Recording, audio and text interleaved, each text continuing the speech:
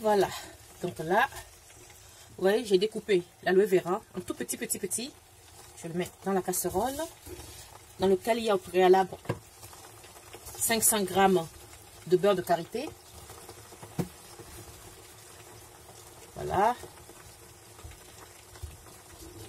Voilà. Ça c'est... Là c'est le beurre de karité d'1 kg. Vous voyez. Là j'en ai mis 500 g dans ma marmite. Et je mets toujours les gants, hein, mesdames qui donnent toujours les conseils quand on poste une vidéo. Vous avez toujours des conseils à donner de comment est-ce qu'on réalise, de pourquoi est-ce qu'on ne se mouche pas le nez, pourquoi est-ce qu'on met des gants, pourquoi est-ce que si. Pour votre gouverne, on met toujours des gants quand on fait des produits cosmétiques pour pas qu'il y ait des bactéries. Donc, cette casserole, c'est spécial.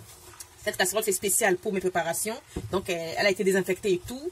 Passée à la bicarbonate, à l'eau chaude, au citron, au vinaigre blanc. Il faut toujours une cuillère en bois, ou alors une cuillère spéciale pour touiller tout ça. Voilà, donc une fois que vous avez mis la plante entière découpée de l'aloe vera dedans, vous réduisez le feu moyen à doux et vous oubliez votre casserole. D'accord? Vous mettez le feu moyen à doux et vous oubliez votre casserole. Ça peut rester là 1 heure jusqu'à ce que comment l'appelle-t-on? L'aloe vera remonte à la surface. Donc ça veut dire que toutes les substances de l'aloe vera sont vraiment intégrées dans le beurre de karité. Et je le coupe avec la peau. Pourquoi? Parce que la peau aussi a des vertus. La peau d'aloe vera a des vertus. Donc, ne venez pas me dire pourquoi est-ce qu'on n'enlève pas la peau avant de le faire. Ça, c'est votre problème. Mais moi, la recette que j'ai, on le fait avec la peau, car la peau aussi a beaucoup de vertus sur la peau d'aloe vera a beaucoup de vertus pour restaurer le collagène de la peau. Donc, voilà, on va oublier tout ça. On viendra voir plus tard, dans 1 heure, comment ça finira tout ça. Mais, en n'oubliant pas de remuer de temps en temps. Hein. Ok, les filles? Bon, à plus tard. Hello, hello. Donc, voilà. Après 1h30 de cuisson,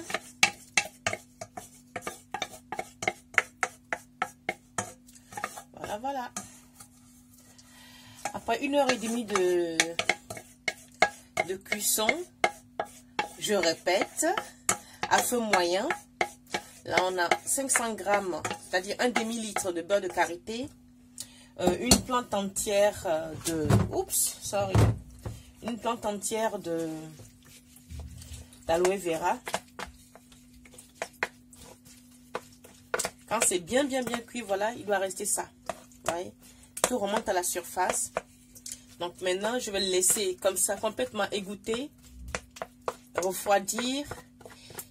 Et je vous montrerai ce qu'il faut mettre dedans pour obtenir une excellente peau, pour que vous n'ayez plus les peaux d'orange sur les cuisses, pour que vous ayez les peaux très lisses et que vos vergetures puissent diminuer. Je ne dis pas que vergeture finit, ça ne finit jamais. Ça diminue, ça atténue énormément. Donc là, je vais laisser égoutter et je vous montrerai le final tout à l'heure. Ok? Voilà, à plus tard. Hello, hello. Vous avez vu? Après que tout soit égoutté, voilà le déchet d'aloe vera. Donc, comment on appelle ça? Le beurre de karité obtenu. Voilà.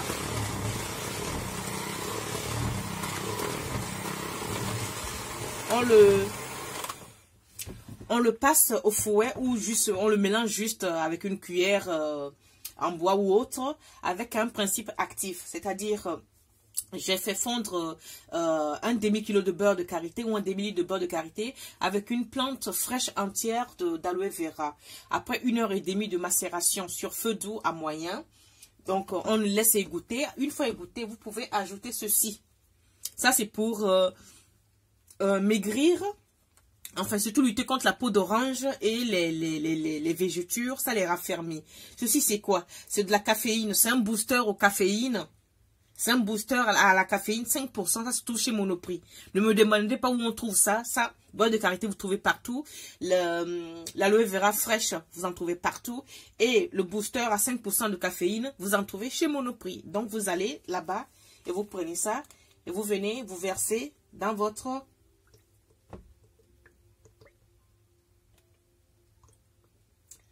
karité et vous passez au fouet. D'accord les filles?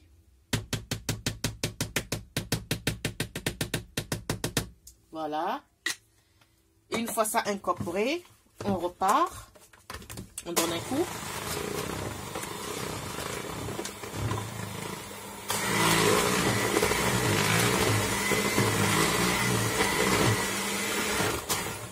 Bon, je viendrai vous montrer le résultat final tout à l'heure, ok?